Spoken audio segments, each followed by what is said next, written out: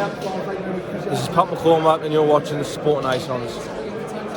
Okay, so I finished watching the transcript, the explanation, if you like, from Terence Crawford as to why the Errol Spence Jr. fight isn't happening currently. Why he's fighting David Avanesian instead on that other platform. Is it BLK Elite, whatever it's called? Very real tough fight for Bob Crawford. We all know who David Avanesian is over here. I'm sure some of these Errol Spence Jr. fans don't, because A, he's not American, and B, he's not on the PBC side of the street. So they probably think that he's some gash fighter. In the end, this is a guy who Conor Benn has been avoiding for the past couple of years, all right? And many others have too. Anyway, Errol Spence is apparently, by the looks of it, Errol Spence is allowing Al Haymon to make all the decisions and be told who he's fighting and how much he's getting. That's the impression that I got from this information that Terence Crawford has put out, where Terence Crawford was offered the Errol Spence Jr. fight on the basis of 0 minimum guarantee. So basically, you only earn money based on pay-per-views, and you have to be the B-side in the fight as well. The B-side, Terence Crawford, the B-side, a 3-weight world champion, former undisputed super lightweight world champion. The B-side to Errol Spence Jr. Can you believe that? Unbelievable. But yeah, I'm pretty sure some of these Errol Spence Jr. fans who are either were former or still are Deontay Wilder fans will probably go, well, Errol Spence Jr., he does more pay-per-views than Bud Crawford, therefore he should be the A-side. But it didn't hold the same energy when it came to Anthony Joshua, right? That had to be 50-50, right? Even though Anthony Joshua is a much bigger superstar and generates much more revenue than a Deontay Wilder. Are they holding the same energy on this one? I doubt it. But anyway, so Terence Crawford, as far as the PBC side is concerned, firstly, he's being told that he has to fight on a PBC platform. That's the first one. He has to take the B-side money. And he's not getting a minimum guarantee. And not only that, Terence Crawford agreed to all these terms, but says, as much as it's not about money, I'm not going to have you telling me how much I'm getting at the end. In other words, I want to know what this event generated. I want to know exactly what money you give me at the end is exactly what it should be. But he was told no. That sounds like they're trying to stiff him on the money too, does it not? So they're not going to give him a guarantee. It has to be on a PBC show. It has to be the B-side. And he has to accept whatever money that they give him at the end. So they could tell him, well, you know what, the pay-per-view didn't do that well, so therefore this is how much you're getting. And he's not allowed to go, okay, well, show me. Prove it. Nah, I'm not going to prove it. You just have to take our word for it. That's the PBC side. On the flip side of that, Bob Crawford had a company or a couple of companies reach out to him, offering him and Errol Spence Jr. $25 million each minimum guarantee, where they could make more money based on the pay-per-views afterwards. And they will show them the transparency as well. But whether this pay-per-view flops and nobody buys it, because obviously there's a lot of people out there who will illegally stream this crap, you're guaranteed at least $25 million. That's not bad for a night's work, is it?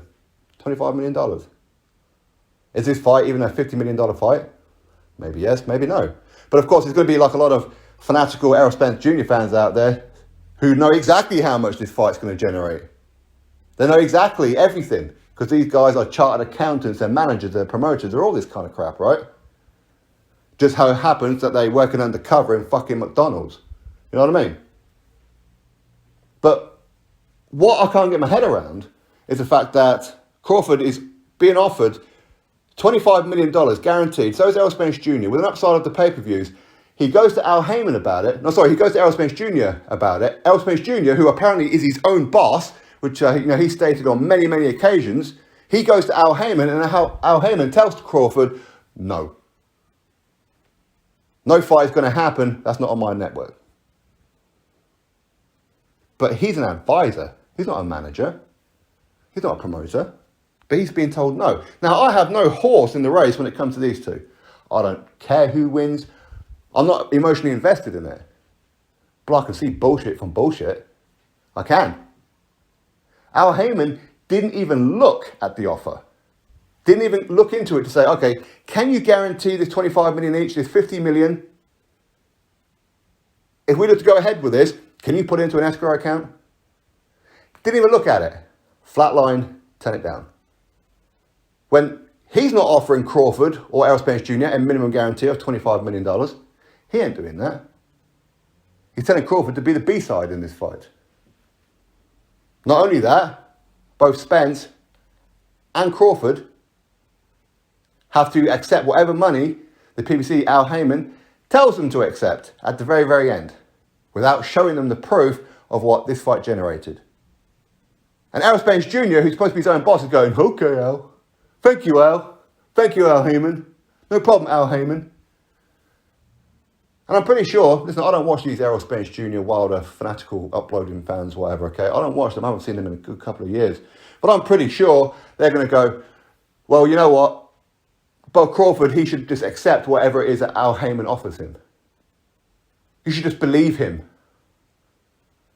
Don't be your own boss. Listen to Al Haymon. Do whatever Al Haymon tells you to do. Because they don't know any better. All they know is, let's support the PBC, go Al Haymon. That's all they know.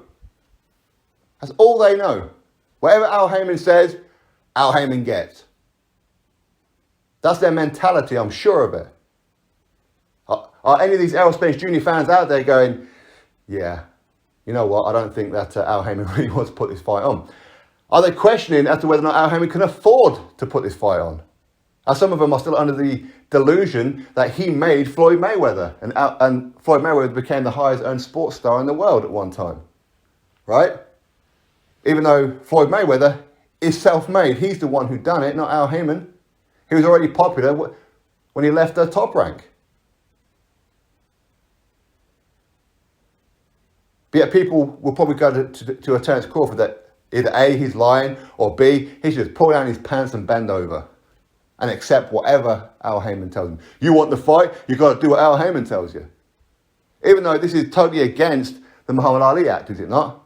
Much like when Canelo Alvarez wanted to fight Caleb Plant for Undisputed. Yeah, well, that fight can happen, but only if it happens on a PBC show. That's not allowed, but they can get around it by getting Caleb Plant to say, well, I'm only going to fight you, Canelo, if you fight on the PBC network. That way they can get around it, because they can't come out with it themselves. But Al Haymon has told Crawford that this fight ain't happening if it's not going to be on a PBC network. That's wrong. Isn't that illegal? Anyway, what can you do? What can you do? Hopefully this fight happens. As I said, I'm not that emotionally invested in it, because this fight is not that big.